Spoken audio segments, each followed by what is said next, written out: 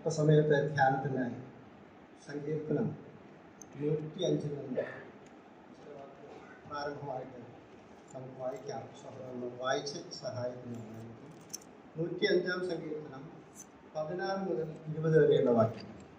അവൻ ദേശത്തൊരു ക്ഷാമം വരുത്തി, അപ്പം എന്ന കോലിനെ അശേഷം ഒടിച്ചു കളഞ്ഞു. അവർക്ക് മുമ്പായി അവൻ ഒരാളെ അയച്ചു, യോസേഫിനെ അവർ ദാസനായി വിറ്റുവല്ലോ. യഹോവയുടെ വചനം നിവൃത്തിയാകുകയും അവന്റെ അരുളപ്പാടിനാൽ അവന് ശോധന വരികയും ചെയ്യുവോളം അവർ അവന്റെ കാലുകളെ വിലങ്ങ് കൊണ്ട് ബന്ധിക്കുകയും അവൻ ഇരുമ്പു ചങ്ങലയിൽ കൊടുങ്ങുകയും ചെയ്തു.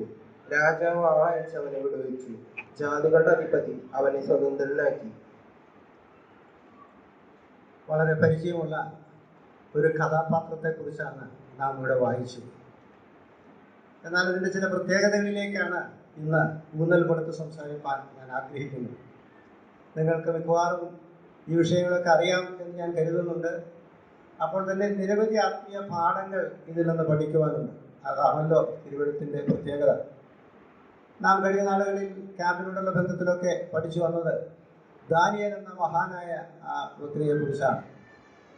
ദാനിയേലിന്റെ പുസ്തകത്തിൽ നാം ഇങ്ങനെ വായിക്കുന്നുണ്ട്, ബുദ്ധിമാന്മാർ ആകാശത്തിലെ പ്രഭ പോലെ, ആകാശമണ്ഡലത്തിലെ പ്രഭ പോലെ എന്നും പലരെയും നീതിയിലേക്ക് നയിക്കുന്നവർ നക്ഷത്രങ്ങളെ പോലെയാണ്. ഈ നാളുകളിൽ പലരെയും നീതിയിലേക്ക് നയിക്കുവാൻ നമുക്കിടയായാൽ നക്ഷത്രങ്ങളെ പോലെ ശോഭിക്കുവാൻ സാധിക്കും. അങ്ങനെ ശോഭിച്ചിട്ടുള്ള അനേകം ഭക്തന്മാരുണ്ട്. അതിലിന്ന് നിത്യതയിലായിരിക്കുന്ന ഒരു ക്രിസ്തു ഭക്തൻ പറഞ്ഞത്, താൻ എന്നേക്കാൾ പ്രായം കുറവാണ്, തൻ്റെ വേദനയുടെ ക്ലൈമാക്സിൽ അല്പം ദുഃഖിതനായിരുന്നപ്പോൾ താൻ പറഞ്ഞത്, അനേകരെ നൂറുകണക്കിന് കർത്താവിലേക്ക് അയക്കുവാൻ, സ്വർഗത്തിലേക്ക് അയക്കുവാൻ എനിക്ക് ഭാഗ്യം ലഭിച്ചിട്ടുണ്ട്. നൂറുകണക്കിന് ആത്മാക്കളെ രക്ഷയിലേക്ക് നടത്തി അവരിൽ പലരും നിത്യതയിലാണ് ഭൂമിയിൽ ജീവിച്ചിരിക്കുന്നുണ്ട്. എന്നാൽ ഞാനിങ്ങനെ രോഗവും ദുഃഖവും ഒക്കെ അനുഭവിച്ച് ഈ ശരീരത്തിൽ ക്ഷീണനായിരിക്കുന്നു, ശരീരത്തിൽ വളരെ പ്രയാസമുണ്ട് സഹോദര എന്ന് ഒരിക്കൽ താൻ എന്നോട് പറഞ്ഞത് ഞാൻ ഓർത്തു പോവുകയാണ്. ഈ വാക്യം വന്നു എൻ്റെ മനസ്സിലേക്ക് കടന്നു വന്നു. ദാനിയേലിന്റെ പ്രവചനത്തിൽ നാം വായിക്കുന്ന ആ വാക്കിൽ ബുദ്ധിമാന്മാർ ആകാശത്തിന്റെ പ്രഭ പോലെ, ആകാശമണ്ഡലത്തിലെ പ്രഭ പോലെ എന്ന് പറയുമ്പോൾ നമ്മുടെ മധ്യത്തിലെ ബുദ്ധിമാന്മാരെ ചിലരൊക്കെ ഉണ്ടെന്ന് എനിക്കറിയാം. എന്നാൽ തിരുവഴുത്തിൽ പറയുന്ന ബുദ്ധി ജന്മന ബുദ്ധിവൈഭവമുള്ളവരെ കുറിച്ചല്ല.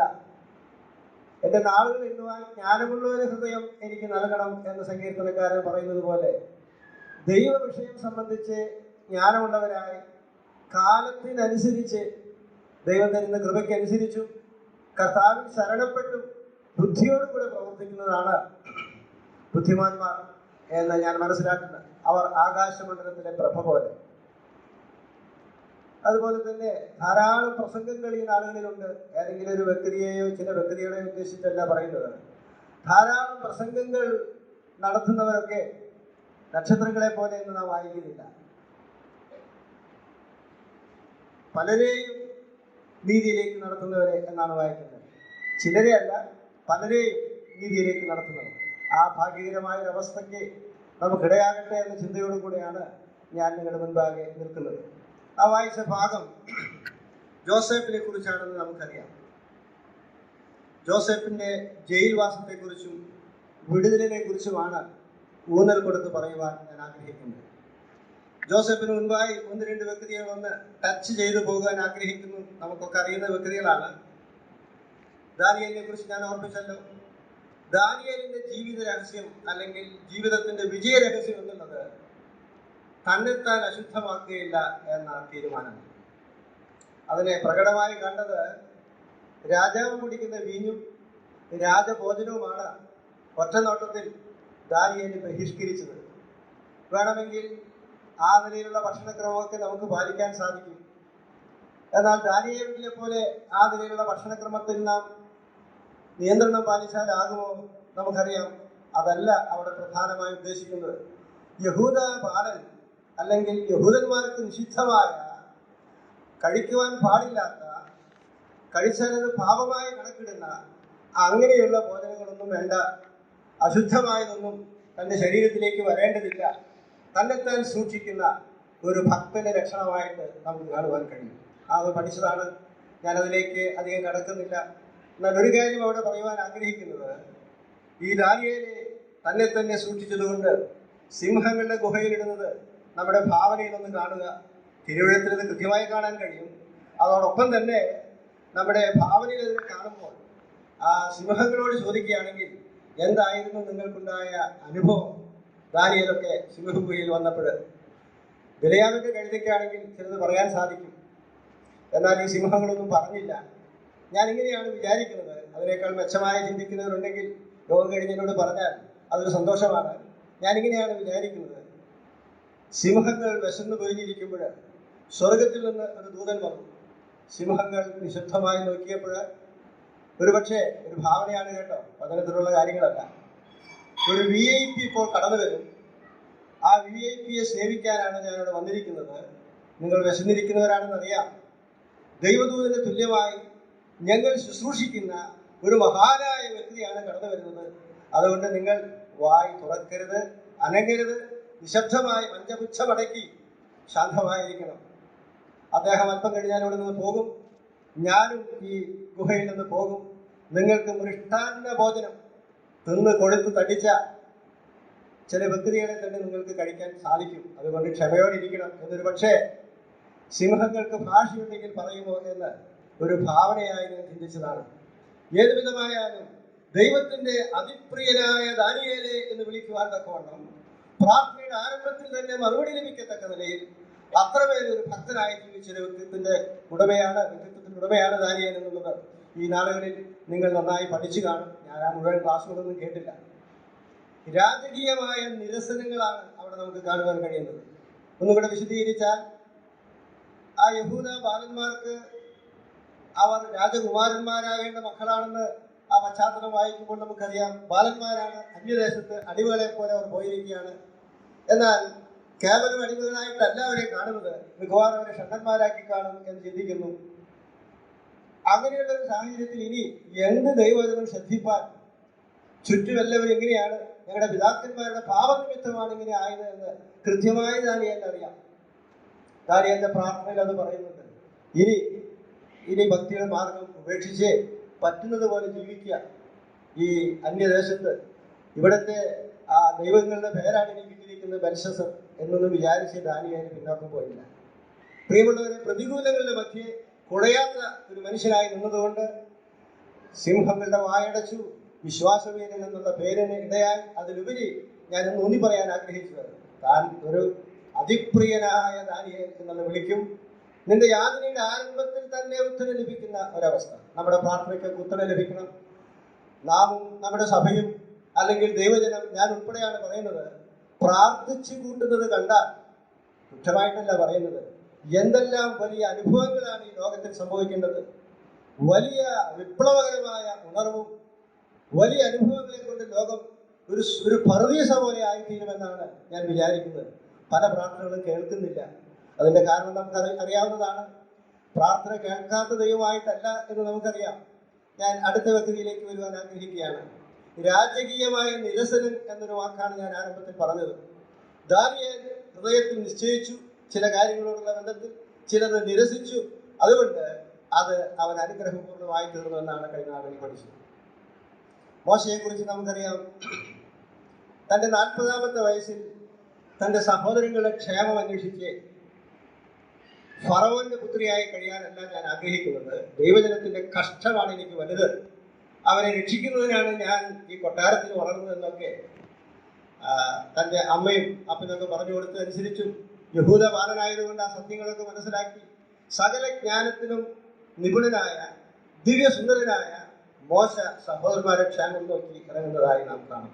ഞാൻ വേഗത്തിൽ മുൻപോട്ട് പോകാൻ ആഗ്രഹിക്കുകയാണ്. എന്നാൽ സംഭവിച്ചത് എന്താണ് നമുക്കറിയാം. ഒരു മിസ്രയീമിനും എബ്രായനും തല്ലുകൂടുമ്പോൾ അതിലൊരുത്തൻ മറ്റവനോട് അന്യായം ചെയ്യുന്നത് കണ്ടപ്പോൾ മിസ്രയീമിനെ അടിച്ചു കൊന്ന് മണലിൽ കുഴിച്ചു. ഒരു കണക്കിന് ദൈവജനത്തിന്റെ അനുഗ്രഹമായ കാര്യമാണ് ചെയ്തത്. പിറ്റേന്ന് നോക്കിയപ്പോൾ 2 എബ്രായ ബാലന്മാരാണ് അടികൂടുന്നത്. അവിടെ ചെന്ന് മര്യാദ പറഞ്ഞു, സ്നേഹത്തോടുകൂടെ പറഞ്ഞു. എന്നാൽ അന്യായം ചെയ്യുന്നവൻ യഹൂദ ബാലൻ, കഴിഞ്ഞ ദിവസം മോശ രക്ഷപ്പെടുത്തിയ വ്യക്തി പറയാണ്, നിന്നെ ഞങ്ങൾക്ക് രാജാവാക്കിയതാരാ, നീ പോ എന്ന് പറഞ്ഞേ അവനെ ഉന്തിക്കളഞ്ഞു എന്നാണ് നാം തിരുവഴുത്തിൽ വായിക്കുന്നത്. മോശയുടെ ചരിത്രം വായിക്കുന്ന പുറപ്പാട് പുസ്തകത്തിൽ ഉന്തിക്കളഞ്ഞെന്ന് പറയുന്നില്ല. പ്രവൃത്തിയുടെ പുസ്തകം വായിച്ചാൽ അവനെ ഉന്തിക്കളഞ്ഞു. അങ്ങനെ ഉന്തിക്കളയുമ്പോൾ നിവർന്ന് നിന്ന് ഒന്ന് നോക്കിയാൽ, തലേ ദിവസത്തെ കാര്യം നിനക്ക് ഓർമ്മയുണ്ടോ എന്ന് ചോദിച്ചാൽ എന്തായിരിക്കും? പക്ഷേ മോശ തന്നെത്താൻ അടക്കി. എങ്കിലും അവിടെ നിൽക്കുവാൻ കഴിയാതെ ഓടിപ്പോകുന്നൊരവസ്ഥയാണ് കാണുന്നത്. പ്രിയമുള്ളവരെ, മോശ ഇനിയും ചില പാഠങ്ങൾ ദൈവിക പാഠശാലയിൽ നിന്ന് അഭ്യസിക്കുവാനുണ്ട്. അങ്ങനെയാണ് 40 വർഷത്തെ തുടർന്നുള്ള മോശയുടെ അനുഭവവാസം. മോശ അവസാനിച്ചു എന്ന് ഒരുപക്ഷെ ഇസ്രായേൽ മക്കൾ വരെ വിചാരിച്ചു കാണും. ഫറവോനും കൂട്ടരൊക്കെ കയ്യെ കിട്ടിയ കൊല്ലുമെന്നുള്ള കാര്യം തീർച്ചയാണ്. ഏത് വിധമായാലും മോശ അവിടെ അവസാനിക്കുകയാണ്. യഹൂദ ബാലന്മാരായ ദാനിയേലും ശദ്രക്കും മേശക്കും അബേദ്നെഗോ എന്നീ ബാലന്മാർ അവിടെ അവസാനിക്കുകയല്ല. ദൈവിക പദ്ധതിക്കായി ദൈവം ഒരുക്കുന്ന മുഖാന്തരങ്ങളെയാണ് കാണുന്നത്. അവിടെയും മോശ ഒരു നിരസനം ചെയ്യുന്നതായിട്ട് നമുക്ക് കാണാം. ഫറവോന്റെ പുത്രിയുടെ മകൻ എന്ന് വിളിക്കുന്നത് മോശ നിരസിക്കുക മാത്രമല്ല, വിഡ്ഢിയായിട്ട് നിരസിച്ചതല്ല, പ്രതിഫലം നോക്കി ഏതാണ് മെച്ചമെന്ന് തുലാസിലിട്ട് തൂക്കുന്നത് പോലെ താൻ നോക്കിയപ്പോൾ ദൈവജനത്തോടുകൂടെ കഷ്ടം സഹിക്കുന്നത്, കർത്താവിന് വേണ്ടി പാളയത്തിന് പുറത്തു പോകുന്നതാണ് മെച്ചം എന്ന് കണക്കാക്കി. അങ്ങനെയാണ് ആ രാജകീയമായ രണ്ടാമത്തെ നിരസനം. എന്നാൽ ജോസഫിനോടുള്ള ബന്ധത്തിൽ നാം വായിക്കുമ്പോൾ നമ്മുടെ മുൻപിൽ സമയം അധികമില്ലെങ്കിലും ആത്മീക പാഠങ്ങൾ പറയുവാൻ സാധിക്കുമെന്ന് തന്നെയാണ് ഞാൻ ആഗ്രഹിക്കുന്നത്. കൃത്യസമയത്ത് തന്നെ നിർത്തുവാൻ ഞാൻ ആഗ്രഹിക്കുന്നു. വേനൽച്ചൂടിന്റെ ശക്തി കൊണ്ടോ തലേ ദിവസം ഉറങ്ങാത്തതുകൊണ്ടോ എന്തുകൊണ്ട് അറിഞ്ഞുകൂടാ, പലരും ഒരു പാതി മയക്കത്തിലേക്ക് വരുന്നതായിട്ട് ഞാൻ കാണുന്നു. വളരെ സമയം കുറവായതുകൊണ്ട് പെട്ടെന്ന് തീരുമെന്നുള്ള സന്തോഷത്തോടെ മയക്കമുണർന്ന് നമുക്ക് അല്പം കൂടെ സമയം ശാന്തമായിട്ടിരിക്കാം. കർത്താവ് സഹായിക്കട്ടെ. ജോസഫിലേക്ക് വരുമ്പോൾ നാം കാണുന്നത്, ജോസഫിന്റെ ചില പ്രത്യേകതകൾ നമുക്കറിയാം. ഒരു പ്രത്യേകത, പിതാവിനാൽ ഏറ്റവും സ്നേഹിക്കപ്പെട്ട ഒരു വ്യക്തിയാണ്. വായിക്കുന്നില്ല, നമുക്കറിയാവുന്നതാണ്. സഹോദരന്മാരാൽ ഏറ്റവും വെറുക്കപ്പെട്ട വ്യക്തി.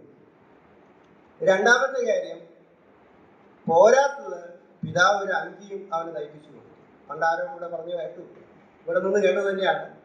അത് വേണ്ടിയിരുന്നില്ല. സഹോദരന്മാർക്ക് അസൂയയ്ക്ക് അത് കാരണമായി തീർന്നു. തന്നെയല്ല, അങ്ങനെ കൂടുതൽ സ്നേഹിക്കേണ്ടതുമില്ല. അതേക്കുറിച്ചൊന്നും പറയാൻ ഞാൻ അതിനോട് യോജിക്കുന്ന ആളാണ്. വേണ്ടിയിരുന്നില്ല എന്നതിനോടല്ല, അത് വേണ്ടിയിരുന്നത് തന്നെയാണ് ഞാൻ വിചാരിക്കുന്നത്. അനുസരണമുള്ള ഒരു മകൻ, സ്വന്തം സഹോദരന്മാരുടെ ക്ഷേമം അറിയാൻ മനസ്സുള്ളവൻ, അവരുടെ ദുശ്രുതി നാടുനീളം നടന്ന് പറയാതെ പിതാവിന്റെ സന്നിധിയിൽ അവർ ഗുണപ്പെടണമെന്ന് ആഗ്രഹിച്ച് പറയുന്ന ഒരു വ്യക്തിയെ കുറിച്ച് ആ പിതാവ് അവനെ സ്നേഹിക്കാതിരിക്കുമോ? ഇവനെന്റെ പ്രിയപുത്രൻ, ഇവനിൽ ഞാൻ പ്രസാദിച്ചിരിക്കുമെന്ന് പിതാവ് തന്റെ ഏകജാതനായ പുത്രനെ കുറിച്ച് പറയുന്നുവെങ്കിൽ, ജോസഫ് തന്റെ വാർദ്ധക്യത്തിൽ ലഭിച്ച ആ മകനെ ആത്മീയ പാഠങ്ങൾ പഠിപ്പിച്ച് ഭക്തിയോടുകൂടെ അവൻ വളരുന്നത് കാണുമ്പോൾ തന്നെ വീട്ടിൽ നിലയെങ്കി മാത്രം ധരിച്ച് നടക്കുകയല്ല, തന്റെ സഹോദരന്മാരോട് കൂടെ 17 വയസ്സുള്ള ബാലൻ ആട് മേയിച്ചുകൊണ്ടാണ് നടന്നിരുന്നത്. പിന്നീട് ആട് നിലയെങ്കി ധരിച്ച് വീട്ടിലിരിക്കുന്നത്. ആട് മേയിക്കുമ്പോൾ അത് ധരിക്കാൻ സാധിക്കില്ല എന്ന് ഞാൻ കരുതുന്നു. ഏത് വിധമായാലും സഹോദരന്മാരെ സ്നേഹിച്ച ഒരു വ്യക്തി സഹോദരന്മാരാണ് വെറുക്കപ്പെട്ടത്. നമ്മുടെ കർത്താവിന്റെ മനോഹരമായ ചിത്രം നമുക്ക് അവിടെ കാണുവാനായിട്ട് കഴിയും. എന്നാൽ സഹോദരന്മാർ കേവലം പകയ്ക്ക് മാത്രമല്ല, അവനെ വിറ്റുകളയുന്നതായിട്ട് അതിലെയൊക്കെ മാറ്റിവെച്ചു. ഒരു അടിമയ്ക്ക് വിൽക്കാനായിട്ട് കൊടുക്കുമ്പോൾ എങ്ങനെയായിരിക്കും സ്ഥിതി? ദുഃഖകരമായ വസ്ത്രധാരണത്തോടു കൂടി താൻ പോകുന്ന കാഴ്ചയാണ്. എത്രയോ ദയനീയമായ ഒരു കാഴ്ച. താമസിയാതെ അവനൊരു അടിമയായിത്തീരുന്നു. ആ അടിമയായിത്തീരുമ്പോൾ മറ്റേതെങ്കിലും വസ്ത്രമുണ്ടോ? വിൽപ്പനച്ചരക്കായിരിക്കുമ്പോൾ അവനെടുത്ത വസ്ത്രമാകണമെന്നില്ല. എന്തുമാകട്ടെ, അതും കഴിഞ്ഞ് അടിമയായി ജീവിക്കാമെന്ന് വിചാരിച്ചാൽ അതിനും സാധിക്കാതെ ജയിലിൽ പോകേണ്ട ഒരവസ്ഥ നമുക്കറിയാവുന്ന കാര്യമാണ്. ജയിലിൽ പോകേണ്ട അവസ്ഥ. അപ്പോൾ ജയിൽ വസ്ത്രം മറ്റൊന്നായിരിക്കും എന്ന് ഞാൻ കരുതുന്നു. ജയിലിൽ താനായിരുന്ന അവസ്ഥയെക്കുറിച്ചാണ് അല്പമായിട്ട് പറയാൻ ആഗ്രഹിക്കുന്നത്. ജയിൽ വസ്ത്രം എടുത്ത് എന്തായിരുന്നു ജോസഫിന്റെ പരിപാടികൾ നാം തിരുവഴുത്തിൽ കൃത്യമായിട്ട് വായിക്കുന്നുണ്ട്. ഉൽപ്പത്തി പുസ്തകത്തിലേക്ക് വരുമ്പോൾ നമുക്കത് കാണുവാൻ കഴിയും. ജയിലിലേക്ക് പോയ സാഹചര്യം നമുക്കറിയാം.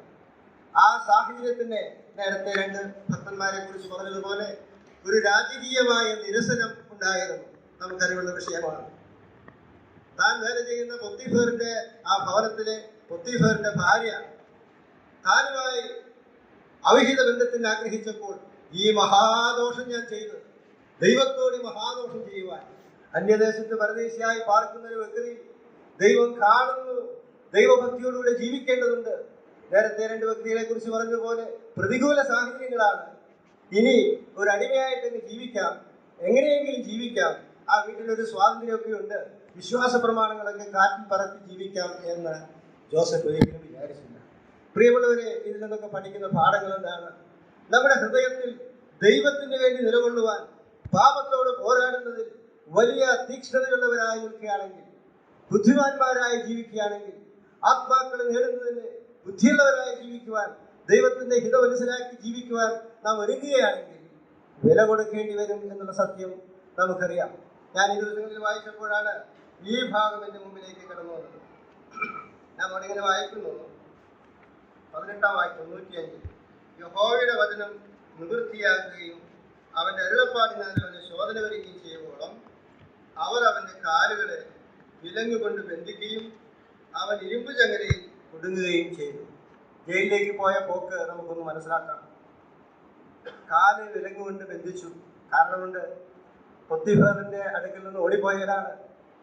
ഇവർ അനാവശ്യ പ്രവൃത്തിക്ക് വന്ന് ഓടിപ്പോയവരാണ്. ഇനി ഓടരുത്. അല്ലല്ല, ജയിലിന്റെ നിയമം അനുസരിച്ച് വിലങ്ങ് വെച്ചാണ് അവനെ കൊണ്ടുപോകുന്നത്. എത്ര ദയനീയമായ ഒരവസ്ഥ! പലപ്പോഴും നാം ആവശ്യം ചിന്തിക്കാത്തൊരു ഭാഗമാണ്. ജോസഫ് കാരാഗ്രഹത്തിൽ ആദ്യമായി ദൈവവേല ചെയ്തൊരു വ്യക്തിയാണ് എന്ന പ്രശംസ ജോസഫിനുണ്ട്, സന്തോഷകരമാണ്. എന്നാൽ കാലിൽ എത്ര നാൾ കിടന്നു എന്ന് ഈ ഭാഗം വായിക്കുമ്പോൾ എനിക്ക് മനസ്സിലാകുന്നത്, യഹോവയുടെ വചനം നിവൃത്തിയാക്കുകയും അവന്റെ അരുളപ്പാടിനാൽ അവന് ശോധന വരികയും ചെയ്യുവോളം അവർ അവന്റെ കാലുകളെ വിലങ്ങുകൊണ്ട് ബന്ധിക്കുകയും അവൻ ഇരുമ്പ് ചങ്ങലയിൽ ഒടുങ്ങുകയും ചെയ്തു. രാജാവ് ആളയച്ച് അവനെ വിടുവിച്ചു. വളരെ ദയനീയമായ അവസ്ഥ. നമുക്കറിയാം, ആ ചരിത്ര ഭാഗത്തേക്ക് ഞാൻ കിടക്കുന്നില്ല, നമ്മുടെ മുൻപാകെ സമയമധികമില്ല. എന്നാൽ ഈ പശ്ചാത്തലം അറിവുള്ളത് കൊണ്ട് പറഞ്ഞു പോയാൽ മതി എന്നാണ് ഞാൻ വിചാരിക്കുന്നത്. നേരത്തെ പറഞ്ഞതുപോലെ ജയിലിൽ ആദ്യമായി കർത്താവിന്റെ വേല, ദൈവവേല ചെയ്ത വ്യക്തി ജോസഫ് എന്ന പേരിന് അർഹനാണ്.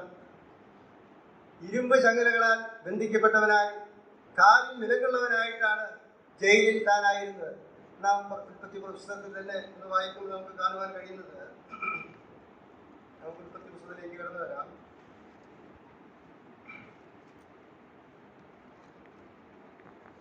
ജോസഫിനെ ചങ്ങലകളാൽ ബന്ധിക്കുന്ന പശ്ചാത്തലം 20-ാം വാക്യം 39-ന്റെ 20 കൂടെ 20 മുതൽ ഞാൻ തന്നെ വായിക്കാം. ജോസഫിന്റെ യജമാനൻ അവനെ പിടിച്ച് രാജാവിന്റെ ബദ്ധന്മാർ കിടക്കുന്ന കാരാഗ്രഹത്തിൽ ആക്കി. അങ്ങനെ അവൻ കാരാഗ്രഹത്തിൽ കിടന്നു. എന്നാൽ യഹോവ ജോസഫിനോട് കൂടെ ഇരുന്നു. കാരാഗ്രഹം പ്രമാണിക്ക് അവനോട് ദയ തോന്നത്തക്കവണ്ണം അവന് കൃപ നൽകി. കാരാഗ്രഹത്തിൽ കിടന്നു എന്നുള്ള പ്രയോഗം കാരാഗ്രഹത്തിലാക്കിയാൽ പറയുന്നൊരു രീതിയാണ്. എങ്കിലും അക്ഷരപ്രകാരം ഒന്ന് ചിന്തിക്കുമ്പോൾ ജോസഫ് കാരാഗ്രഹത്തിൽ കിടക്കുന്നു, യഹോവ ജോസഫിനോട് കൂടെ ഇരിക്കുന്നു. ജോസഫ് കാരാഗ്രഹത്തിൽ കിടക്കുകയായാലും നടക്കുകയായാലും യഹോവ അവനോട് കൂടെയുണ്ട്. കാരാഗ്രഹത്തിന് മുൻപേ പൊത്തിഫറിന്റെ ഭവനത്തിലും യഹോവ അവനോട് കൂടെ ഉണ്ടായിരുന്നത് കൊണ്ട് അവൻ കൃതാർത്ഥനായി എന്ന് പറഞ്ഞ് അവന്റെ കൈകളുടെ പ്രവൃത്തികളൊക്കെയും യഹോവ ഉള്ളതിന്റെ തെളിവായി ദൈവം അനുഗ്രഹിച്ചു എന്നൊക്കെ നാം വായിക്കുന്നുണ്ട്. കാരാഗ്രഹത്തിൽ ജോസഫ് കിടക്കുമ്പോഴും ദാനിയേല് സിംഹങ്ങളുടെ ഗുഹയിൽ കിടക്കുമ്പോൾ ഒരു ദൈവദൂതൻ വന്നു എന്ന് നമുക്ക് മനസ്സിലാക്കാൻ സാധിക്കും. ദൈവത്തിന്റെ കണ്ണ് അവിടെ ഉണ്ടായിരുന്നു എന്ന് നമുക്ക് മനസ്സിലാക്കാൻ സാധിക്കും. ശദ്രക്ക്, മേശക്ക്, അബേദ്നെഗോ ബാലന്മാർ തീച്ചൂളയിൽ നടക്കുമ്പോൾ കർത്താവിനോടൊപ്പം എന്ന് നമുക്ക് ന്യായമായി ചിന്തിക്കാൻ സാധിക്കും. എന്നാൽ ഇവിടെ ജോസഫിനോടൊപ്പം അവർ ഉണ്ടായിരുന്നു. അവരുടെ സാന്നിധ്യം, യഹോവ അവരോട് കൂടെ ഉണ്ടായിരുന്നു എന്ന് പറയുന്നു. എന്നാൽ ആ കാരാഗ്രഹത്തിൽ അവന്റെ ശുശ്രൂഷ എന്തായിരുന്നു? തന്റെ കാരാഗ്രഹത്തിലേക്ക് വരുന്നവരെ, ദുഃഖവും ഭാരവും നിമിത്തം വ്യാകുലപ്പെട്ടിരിക്കുന്നവരെ ശുശ്രൂഷിക്കുക, അവരെ സാന്ത്വനപ്പെടുത്തുക. കാരാഗ്രഹ പ്രമാണി എല്ലാവരെയും ഈ ജോസഫിന്റെ പക്കൽ ഏൽപ്പിച്ചവർ വിശ്വസ്തനാണ് മനസ്സിലായി. വിശ്വസ്തത തെളിയിക്കാനായിട്ട് ഒരു മുഖാന്തരം ഉണ്ടായി. നമുക്കറിയാം, പാനപാത്രവാഹകന്റെ ആ സ്വപ്നം വ്യാഖ്യാനിച്ചു കൊടുത്ത് ആ പാനപാത്രവാഹകനോട് പറഞ്ഞ കാര്യം കൂടെ ഒന്ന് വായിക്കാൻ ആഗ്രഹിക്കുന്നു. എന്നാൽ നീ ശുഭമായിരിക്കുമ്പോൾ എന്നെ ഓർത്ത് എന്നോട് ദയചെയ്ത് ഫറവോനെ എന്റെ വസ്തുത ബോധിപ്പിച്ച് എന്നെ ഈ വീട്ടിൽ നിന്ന് വിടുവിക്കണമേ. എന്നെ എബ്രായരുടെ ദേശത്തു നിന്ന് കട്ടുകൊണ്ടുപോകുന്നതാകുന്നു. ഈ കുണ്ടറയിൽ എന്നെ ഇടേണ്ടതിന് ഞാൻ ഇവിടെയും യാതൊന്നും ചെയ്തിട്ടില്ല. ഇത് വായിക്കുമ്പോൾ എന്തോ ഒരു ശരികേടുണ്ടോ എന്ന് തോന്നിപ്പോകും. വളരെ മാന്യമായിട്ട് സഹോദരന്മാരെ കുറ്റപ്പെടുത്താതെ പൊത്തിഫേറിനെയോ തന്റെ ഭാര്യയെയോ ചളികാരി അറിയാതെ അപ്പോൾ തന്നെ കാര്യം കൃത്യമായിട്ട് പറയുന്ന മനോഹരമായ ഒരു പ്രയോഗമാണ്. എന്നെ ഇവിടെ കട്ടുകൊണ്ടുവന്ന് ഇട്ടിരിക്കുന്നതാണ്, ഞാൻ ഇവിടെ കിടക്കുന്നതിന് തക്ക ഒന്നും ചെയ്തിട്ടില്ല. കർത്താവിന്റെ മഹത്വം ചങ്ങലകളാൽ ബന്ധിച്ച, വിലങ്ങുകളാൽ ബന്ധിച്ച ആ ജോസഫ് പ്രശ്നങ്ങളുടെ മധ്യേ ജയിലിൽ ദൈവിക ശുശ്രൂഷ ചെയ്യുന്നു. പ്രിയമുള്ളവരെ, നമുക്ക് നമ്മെ ഒന്ന് പരിശോധിക്കാം. നമ്മുടെ ജീവിതത്തിൽ പ്രശ്നങ്ങൾ, പ്രയാസങ്ങൾ കടന്നു വരുമ്പോൾ ആത്മീക ശുശ്രൂഷയൊക്കെ എവിടെയായിരിക്കും? ഒന്നിനും സന്തോഷമില്ല, ആരെയും കാണണ്ട, എല്ലാം മതി, ഞാൻ ഇത്രയൊക്കെ ചെയ്ത് ഇങ്ങനെയാണല്ലോ എന്നല്ലേ നാം പറയാൻ സാധ്യത. എന്നെ സംബന്ധിച്ച് അത് വളരെ ശരിയാണ്, നമ്മെ പലരെ സംബന്ധിച്ചും ഒരുപക്ഷെ ശരിയായിരിക്കും. എന്നാൽ അവിടെയും ശുശ്രൂഷ ചെയ്യുന്ന ജോസഫിനെയാണ് കാണുന്നത്. നോക്കുക, അതോടൊപ്പം തന്നെ എന്നെ സങ്കടപ്പെടുത്തിയ മറ്റൊരു കാര്യം, പാനപാത്രവാഹകനോട് ഒരു കാര്യം ആവശ്യപ്പെടുകയാണ്. നീ ഇവിടെ നിന്ന് രക്ഷപ്പെടുമ്പോൾ എന്നെ കട്ടുകൊണ്ടുവന്ന് ചെയ്യാത്ത കുറ്റത്തിന്, അല്ലെങ്കിൽ കുറ്റം ചെയ്യാത്ത എന്നെയാണ് വിട്ടിരിക്കുന്നത്, നീ എന്നെ സഹായിക്കണം എന്ന് പറഞ്ഞു. അവിടെ കർത്താവ് കഴിഞ്ഞതായി കാണുന്നു. ഈ ദിവസങ്ങളിൽ എൻ്റെ ചിന്ത അതിൽ വളരെയേറെ ശ്രദ്ധിപ്പാനിടയായി. ചങ്ങലകളാൽ ബന്ധിക്കപ്പെട്ട, ശോധന വന്ന്, പരിശോധനകൾ വന്ന്, പ്രയാസങ്ങളുടെ മധ്യേ അന്യദേശത്ത് ഒരു യൗവനക്കാരൻ കഷ്ടപ്പെടുമ്പോൾ സ്വപ്നവ്യാഖ്യാനം ചെയ്ത് അല്ലെങ്കിൽ ദൈവിക ശുശ്രൂഷ ചെയ്യുന്ന വ്യക്തികൾക്ക് നാമൊക്കെ വ്യക്തമായിട്ട് മനസ്സിലാക്കുന്നു, വേലക്കാരൻ തന്നെ കൂലിക്ക് യോഗ്യൻ, ഇവിടെ കൂലി ലഭിക്കുന്നതായി കാണുന്നില്ല. ദുഃഖകരമായ അവസ്ഥ. പിന്നീട് ഈ പാനപാത്രവാഹകൻ ഓർക്കുന്നുണ്ട്, ദൈവം അതിനൊരു മുഖാന്തരം ഒരുക്കി, ദേശത്ത് മഹാക്ഷാമം വരുത്തി എന്ന് വായിക്കുകയായിരുന്നു. എന്തിനാണ് ആ ക്ഷാമം? ആ ക്ഷാമകാലത്ത് ക്ഷേമമായി ഇസ്രായേൽ മക്കളെ മാത്രമല്ല ലോകത്തിലെ സകല മനുഷ്യർക്ക് ജീവിക്കുവാൻ ദൈവം ഒരു മനുഷ്യനെ ദൈവിക പദ്ധതിയായി അയക്കുന്നതായിട്ട് കാണും. പ്രിയമുള്ളവരെ, നാം കടന്നു പോകുന്ന ശോധനകളിൽ എങ്ങനെയുള്ള ഫലമാവും എന്ന് നാം ഒന്ന് ചിന്തിക്കുന്നത് നന്നായിരിക്കും എന്നുള്ളതിന് യാതൊരു സംശയമില്ല. അപ്പോസ്തലനായ പൗലോസ് ഇങ്ങനെയാണ് 2 കൊരിന്ത്യർ 1-1 4 മുതൽ 6 വരെയുള്ള വാക്യങ്ങളിൽ പറയുന്നത്. വായിക്കുന്നില്ല. ഞങ്ങൾ കടന്നു പോകുന്ന കഷ്ടനിമിത്തം, ആശയം ഇങ്ങനെയാണല്ലോ, ഏതൊരു കഷ്ടത്തിലുള്ളവരെ ആശ്വസിപ്പിക്കുവാൻ ഞങ്ങൾ ശക്തരാണ്. അതുകൊണ്ട് ആ കഷ്ടങ്ങളിലും പ്രശംസിച്ചും സന്തോഷിച്ചും അനേകരെ ആശ്വസിപ്പിച്ചും കടന്നു പോകുന്ന ഒരു അനുഭവമാണ് പൗലോസിന് പറയുവാനുള്ളത്. പത്രോസിന്റെ ലേഖനത്തിൽ നാം എങ്ങനെയാണ് വായിക്കുന്നത്? ആ വാക്യം ഒന്ന് വായിക്കാം. 1 പത്രോസ് 4-12-13 ഒന്ന് വായിച്ച് സഹായിക്കുന്നതായി. പ്രിയമുള്ളവരെ, നിങ്ങൾക്ക് പരീക്ഷയ്ക്കായി സംഭവിച്ചിരിക്കുന്ന അഗ്നിശോധനയെങ്കിൽ ഒരു അപൂർവ കാര്യം നിങ്ങൾക്ക് വന്നുകൂടി എന്ന് വെച്ച് അതിശയിച്ചു പോകരുത്. ഒരു മിനിറ്റ്. അഗ്നിശോധനയ്ക്ക് തുല്യമാണ് പരീക്ഷ. തീയിൽ കൂടുന്ന വണ്ണം നമ്മെ പരീക്ഷിക്കുന്ന ദൈവിക പരീക്ഷണങ്ങളുടെ പറ്റി നാം അതിശയിച്ചു പോകരുത്. എന്തുകൊണ്ടാണ് ഇത് സംഭവിച്ചത്? മറ്റാർക്കുമില്ലാത്ത അനുഭവം എന്തുകൊണ്ട് എന്ന് അതിശയിച്ചു പോകുന്നവരാണ്. അടുത്ത വാക്യം, ക്രിസ്തുവിന്റെ കഷ്ടങ്ങൾക്ക് പങ്കുള്ളവരാകും തോറും സന്തോഷിച്ചു കൊള്ളുവിൻ. അങ്ങനെ നിങ്ങൾ അവന്റെ തേജസ്സിന്റെ പ്രത്യക്ഷതയിൽ ഉല്ലസിച്ചാനന്ദിപ്പാൻ ഇടവരും. നോക്കുക, കഷ്ടങ്ങളിൽ കൂടെ കടന്നു പോകുമ്പോൾ സന്തോഷിച്ച് ആനന്ദിക്കാനാണ് പറയുന്നത്. നമ്മുടെ പാപനിമിത്തം നാം കഷ്ടതയിലായി തീർന്നാൽ, നമ്മുടെ അകൃത്യ നിമിത്തം ദൈവം നമ്മെ ശിക്ഷിക്കുമ്പോൾ കരുണയ്ക്കായി അപേക്ഷിച്ച് ദൈവസന്നിധിയിൽ നിന്റെ കൈ എന്റെ മേൽ ഭാരമായിരിക്കരുത്, എന്റെ ലംഘനങ്ങളെ ഞാനിതാ ഏറ്റുപറയുന്നു എന്ന് പറഞ്ഞ് ലംഘനങ്ങളെ ഏറ്റുപറഞ്ഞ് ഉപേക്ഷിച്ച് ദൈവഭാഗത്തേക്ക് കടന്നു വരണം. എന്നാൽ ഒരു വിശ്വാസ ജീവിതത്തിൽ മുന്നേറുന്ന ഒരു വ്യക്തി ലോകത്തിൽ അനവധി കഷ്ടങ്ങളിൽ കൂടെ, പ്രതിബന്ധങ്ങളിൽ കൂടെ കടന്നു പോകുമ്പോൾ റെക്കമെൻഡ് ചെയ്താലും ഉൾക്കൊള്ളുവാൻ ആളുകളില്ലാത്ത അവസ്ഥ, പറഞ്ഞ് മനസ്സിലാക്കി കൊടുക്കുവാൻ ആരുമില്ല. ആരെങ്കിലും ഉണ്ടെങ്കിൽ താൻ ശുശ്രൂഷിച്ച ആ പാനപാത്രവാഹകനാണ്. ആ പാനപാത്രവാഹകന് പിന്നീട് കുറ്റബോധം വന്നു. ഇപ്പോൾ ഞാൻ എൻ്റെ കുറ്റം ഓർക്കുന്നു എന്നാണ് താൻ പറഞ്ഞത്. കാരണം എന്താണ്? രാജാവ് സ്വപ്നം കണ്ടു, അതിന്റെ അർത്ഥം അറിയിപ്പാൻ ആരുമില്ല. പാനപാത്രവാഹകൻ പറയാതിരുന്നതിന് പല ന്യായങ്ങളും തിരുവഴുത്തിൽ നിന്ന് മനസ്സിലാക്കാൻ സാധിക്കും. ഞാൻ കണ്ടെത്തിയ ഒരു കാര്യം ഇങ്ങനെയാണ്, ഈ പാനപാത്രവാഹകനും ജോസഫൊക്കെ കിടന്നത് പൊത്തിഫറിന്റെ അല്ലെങ്കിൽ രാജാവിന്റെ അകമ്പടി നായകന്റെ വീട്ടിലുള്ള ജയിലിലാണ്. ഈ അകമ്പടി നായകൻ തന്നെയാണ് ജോസഫിനെ ആക്കിയത്.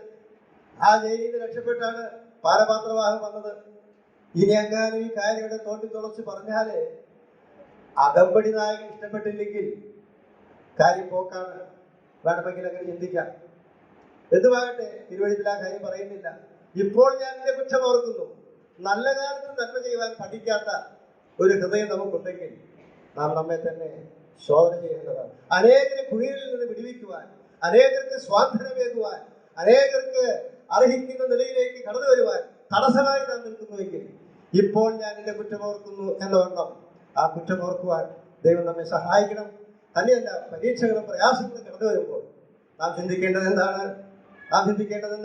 ഒരു അപൂർവ കാര്യം, മറ്റാർക്കും വരാത്തത് അയ്യോ എനിക്ക് വന്നു, അത്ഭുതപ്പെട്ടു, ഭാരപ്പെട്ടു, വിശ്വാസമില്ല, മറ്റു വ്യവസ്ഥകളൊന്നുമില്ലാതെ ദുഃഖിതനായി പിന്മാറിപ്പോകുന്ന അവസ്ഥ.